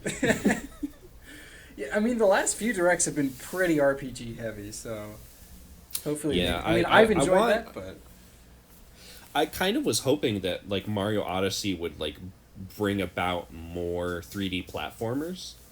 So I guess I'm kind of hoping that we'll see more of that go this E3. Yeah. Like stuff that we haven't heard about. I mean, we could be up. getting that new Kirby game that the developers have been saying is going to be like their most ambitious. So maybe that's a 3D finally. I'd be super down for that. You know, I think it's high time that Kirby breaks free of the second dimension. Yeah, gosh, it's been like. I think the only real like 3D Kirby game was Blowout Blast on the 3DS. Yeah, and that was just like a mini game, like separate from the campaign. That was like a separate. They sold like a separate mini version of that. Oh yeah, that's right. Because like I think it was 3D Blast or so. They had some name for the separate mode in Robobot, but then they took that idea and made like a mini, like a small game out of it. It was basically a remake of the first Kirby's Dream Land, so there were no abilities. Had the same bosses, very short. It's pretty fun though. But yeah, I'd like to see like a full 3D Kirby game. Or Pikmin 4. Yeah, I don't think that's happening. I'm sorry. Do you think it's still in development? I almost feel like it's kind of been backburnered. This is an insane wait for any game really, but Yeah, well, the last we heard about it was that it was like pretty much done, right? Like I don't remember what exactly Miyamoto's words were, but like the Yeah. impression I got was that like it was pretty much done and ready to go. So like I don't know if they just ran into something that they've been having trouble with and have decided to focus on other stuff. If they're just waiting for the right time to release it. They did just do Pikmin 3 Deluxe. yeah. So I don't know. I don't know what the plan is for that. I get the feeling that like it's just sort of like been pushed into it's like it's been put on the back burner. It's just kind of simmering. It's not really doing anything. It's not really going anywhere. Right. Like there's probably like a very small team that's like picking away at it, but I feel like the majority of Nintendo's resources are focusing on things like Breath of the Wild or Mario Kart 9 Right. or whatever. Hopefully Mario Kart 9, but Yeah, wouldn't that be a wild thing to yeah, I am for them to announce? so ready for a new Mario Kart game. It's been so long, 2014, May 2014. But this one Dang, keeps it has selling been a well, so I while, feel hasn't like it? yeah. But this one keeps selling well every year, so it's like I kind of feel like it's not going to happen. Yeah. If they're not gonna do Mario Kart 9, then they should at least do like a hefty content patch for 8 Deluxe. Right. That's kind of the weird thing, right? Is I feel like they're not sure what they want to do because I can't imagine they saw it doing this well on Switch. Like I think they assumed it would do well, but not the crazy numbers that it's done. Yeah, I feel like they had an opportunity with 8 Deluxe for it to be like the Smash Ultimate of Mario Kart. Right. And they kind of just it feels like they phoned it in. It feels like they were like they moved on to another project and then were like, oh dang, like this one's really doing well. I guess we can't release 9 yet. You know, maybe they started working on another project 2 at one time. Yeah.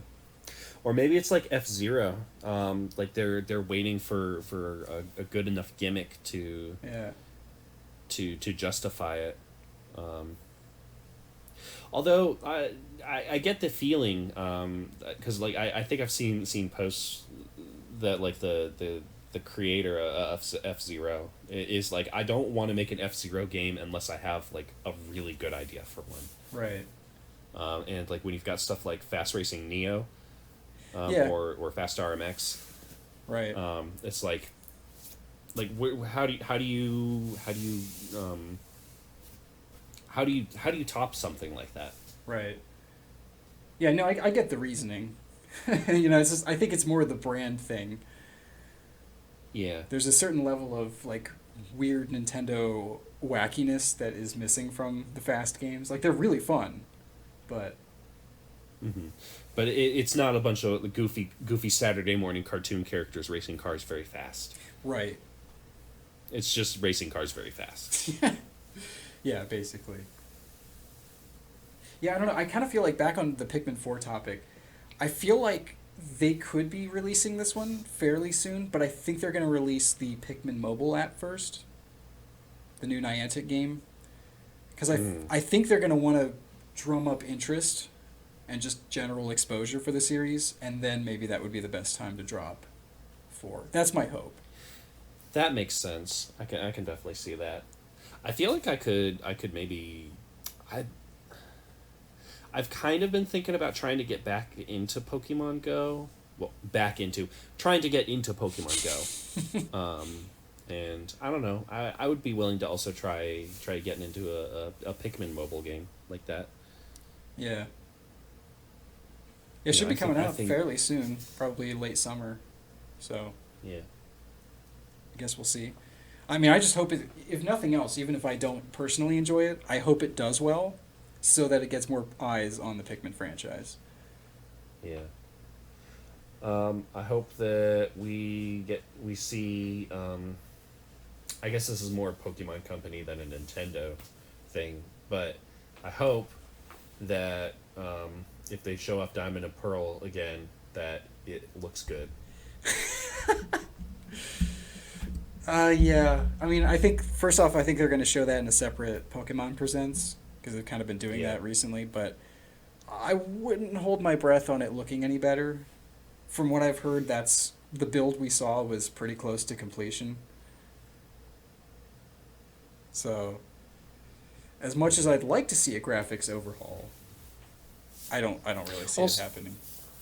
Also, like I don't know what to make of Arceus. The Arceus project. Yeah, it's weirdly close for looking like a really interesting, but also like it's got a kind of vibe of fan game to it. Like not in the good way, I kind of mean more like somebody was messing around with Unity and then is like kind of working on this, but it's super early in development and very promising, but yeah, it really has the vibe of like one of those like here's Kirby in Unreal Engine. Yeah. And it's just like Kirby running around in a grassy field. Yeah. Yeah, that's kind of the vibe. It feels like that, but not as nice looking as Unreal Engine. Yeah.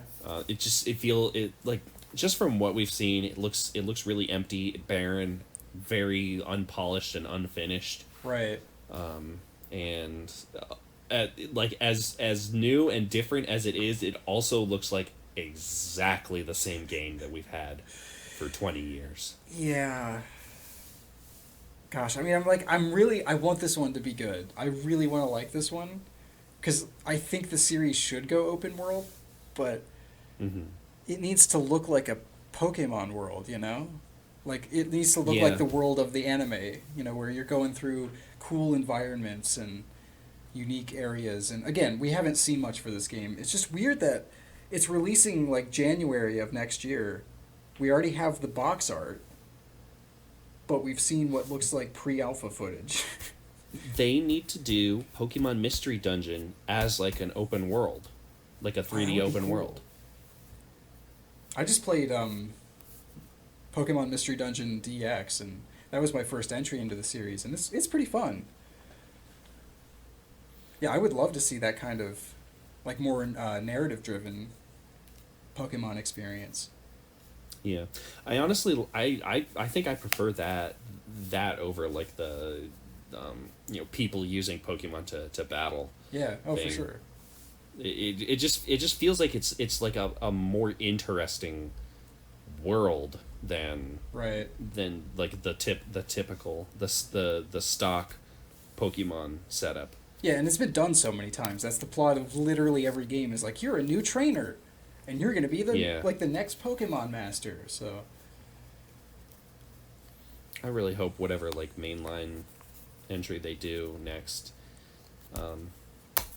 I really hope they do better than Sword and Shield. Yeah. I feel like it would be hard to do worse, but I don't know. Just do it again, I guess. yeah, I guess More that would be insane. the worst thing they could possibly do. Don't worry about the plot. You're the champion. You have to do battles. Oh, Don't man. worry. Don't worry, kid. We, the adults, will handle the plot. Off screen. Yeah, off screen, and then tell you about it. Whoa, you missed some really crazy stuff over there. It's so wild that like you missed the plot and had to go literally the whole way around the map to get to the other side of the bridge. That's Oh, like gosh. the bridge is closed, so instead you go the opposite direction and walk around the world to get to the other side of it. Oh, And it happens so often. it really does. Anyway, I don't want Yeah, I feel like that's a whole nother topic. that's we should have a Pokemon episode. I literally have that in And my talk discussion about our topic feelings. is the future of the Pokemon series. So, yeah, we've Let's definitely do it. gone long on this one. We won't do like any other gaming topic for today. I think E3 was enough. We got in enough tangents.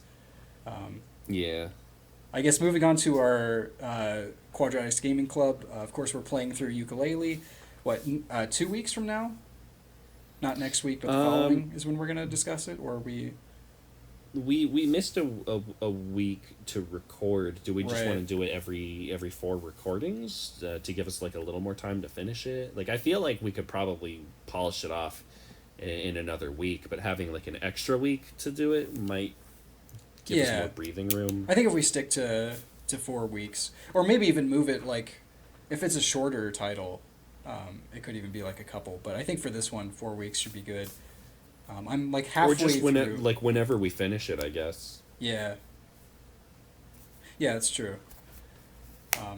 Yeah, I know we both have opinions on it, but that will definitely have to wait for another episode. Yeah. So Boy, can do some we more have complete- opinions. There's so much stuff I want to say, but we need to move on to. Yeah. So you don't really have a backlog game for this week, correct? I do not. Okay, that's I guess I've kind of been doing other stuff. Like I've been playing a little bit of Minecraft, but that doesn't really count. Right. Um, And there's Yeah, there's no I- pressure to have to do something each week. It's just kind of a nice kind of push to get through some of those backlog games. yeah, I'll pick something out for next week's podcast. Okay. And then I'll tell you all about it. Okay. I did What actually about have you? one for this week. Monster Hunter Stories on the 3DS. This is the one I was too lazy to play last week, but so I've actually had a couple weeks to play this one, and I'm still pretty early on. I've been giving more time to Ukulele and Pokemon Snap recently, so. But I don't know. It's a weird game because I really like it. It's more of a narrative-driven game. It's more cartoony than the main series, and it has turn-based combat instead of the action-based RPG combat. And so it's a little bit more like Pokemon meets Monster Hunter because you are collecting some of the monsters. You go around like through the fields and there's different caves that you go into, and then you go to the monster nest and then retrieve an egg from it, and then you bring that back and hatch it, and then that's how you get new monsters. And then you can have a party of up to 6 of them, just like in Pokemon.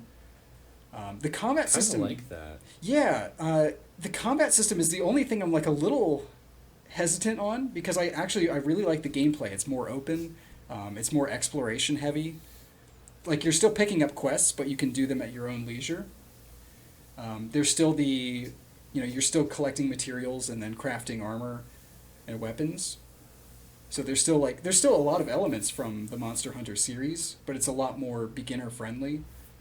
So yeah, the combat it's turn-based, and you and your monster are actually battling at the same time. So you don't control your monster; it just does whatever the heck it wants.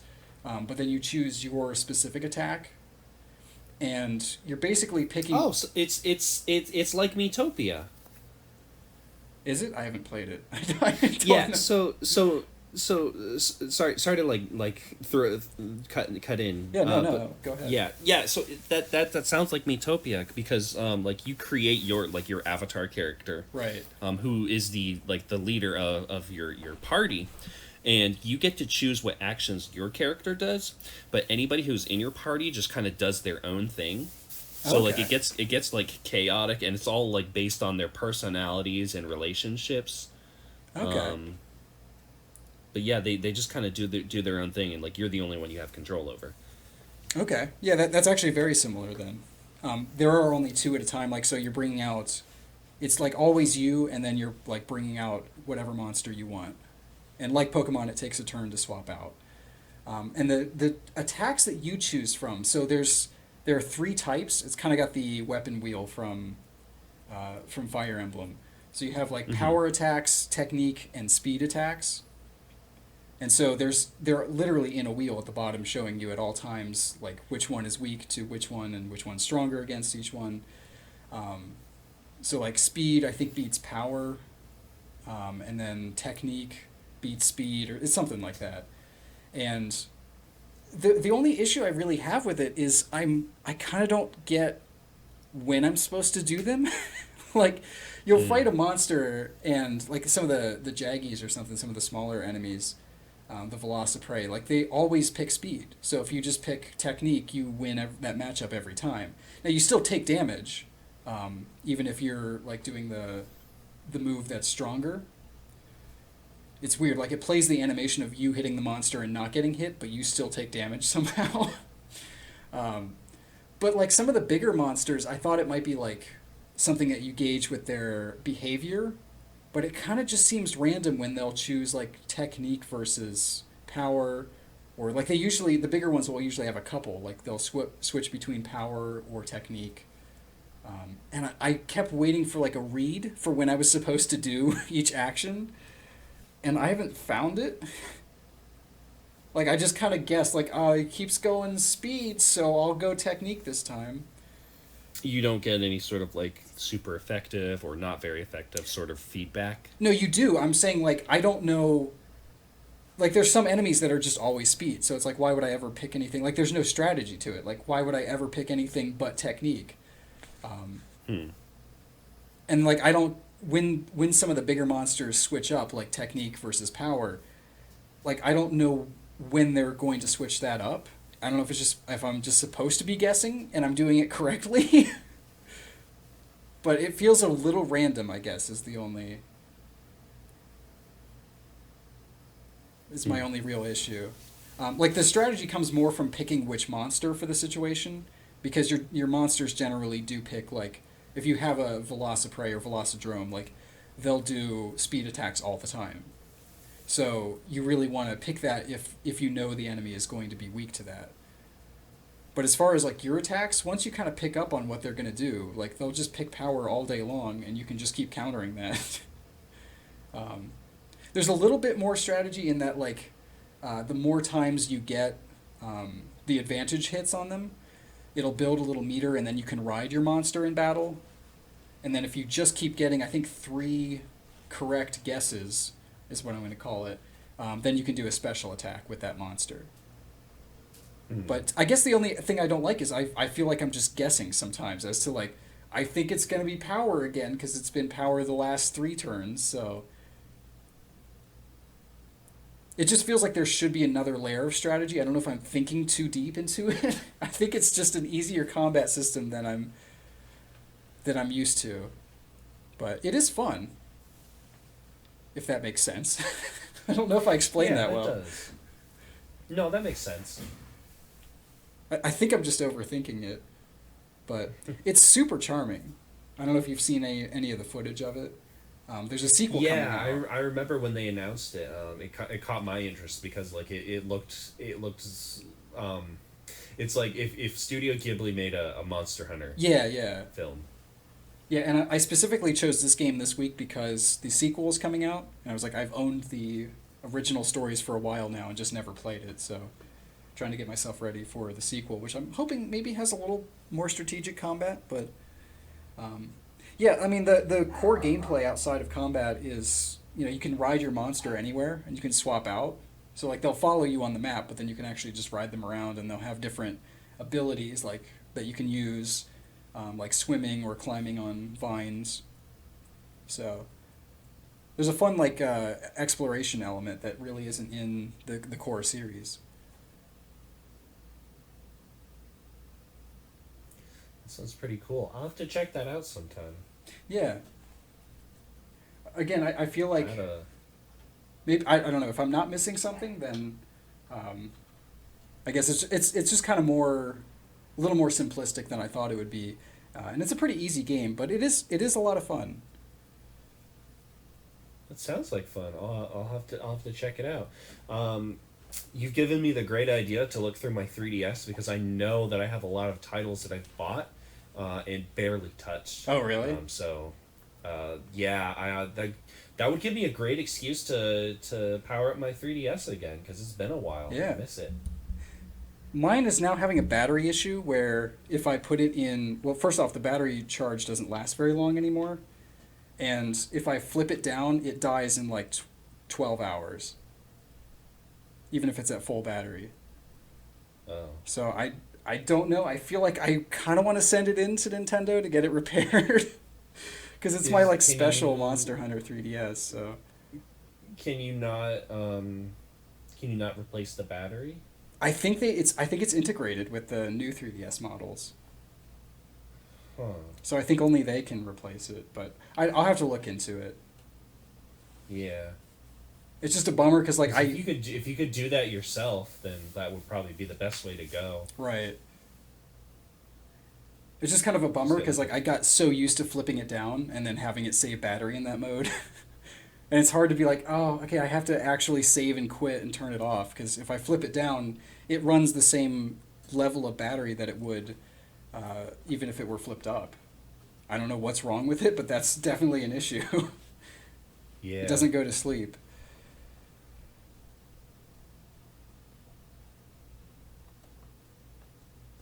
Yeah, but it was fun game. I guess I recommend it. I need to play more of it. I think that's really the issue. Is like I'm not far enough in to gauge too much. So it's definitely one I'm going to keep playing. Okay.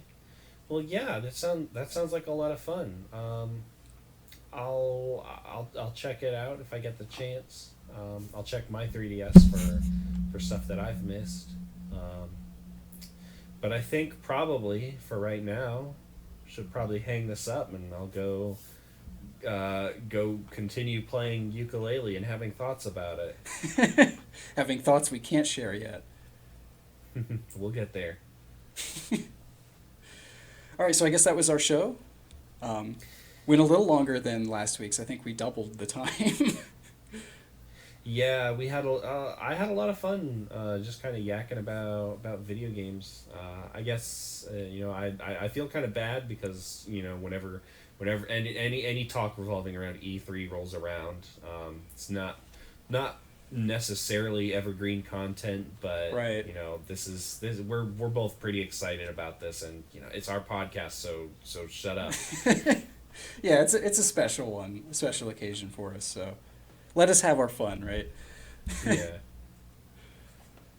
Join us for episode 3, where we actually have something to talk about. Well, then we'll have all the E3 stuff to my talk recording about. is just past 2 hours. Yeah, mine is too. We managed to find some stuff to talk about. Yeah, I think so. Including Bill Trennan eating the remains of Doug Bowser in a donut box. Yeah, in a donut box provided lovingly by Reggie Fils-Aimé, his friend and lover. All right, so we got to find some. Remember Little Bill Trennan, like mini Trennan. Wait, was that from the Direct Mini? That micro direct they did? Yeah, Micro Trennan. I really miss those days. I really do. It was just like Nintendo oozed charm. They were the underdog goofballs of the video game industry, and now they're like one of the big three. Right. I don't know. Like I guess it's cool that they're a bigger deal now than they used to be, but at the same time, I don't know. I miss them. I miss them when they were smaller. Yeah. I think that's why I've been following more of like the Team Xbox stuff, just because like I'm finding they kind of feel like they're filling in for the Treehouse group like that we used to see all the time. Yeah. Like they're being like super positive and always communicating with fans and highlighting goofy stuff like the fact that 343 and Phil Spencer acknowledged Craig's existence. It was like, I mean, that's fantastic. I don't see Nintendo acknowledging memes of their... Of course, most of that's going to be Joy-Con drift, so... Yeah. Now, when are they going to show, like, the hyper-realistic, like, hamburger face that somebody's made in Miitopia? Or the $19 Fortnite card? Wait, what is that? It's like a TikTok. This guy was like, $19 Fortnite card. Who wants it? It just kind of became a goofy meme. But somebody did like made a $19 Fortnite gift card face in Miitopia. Oh my word! It seems like it's a super powerful editor. It really is. It's amazing. You can do so much stuff with it. I feel like I need to go back in and redo my Blales and Bluckles now.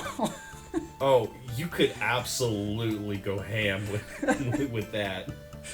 Maybe add Blonic. You could even do like the whole like the you could do like the weird mouth and everything. Yeah, maybe I'll have to do that. All right, I think we need to end this podcast.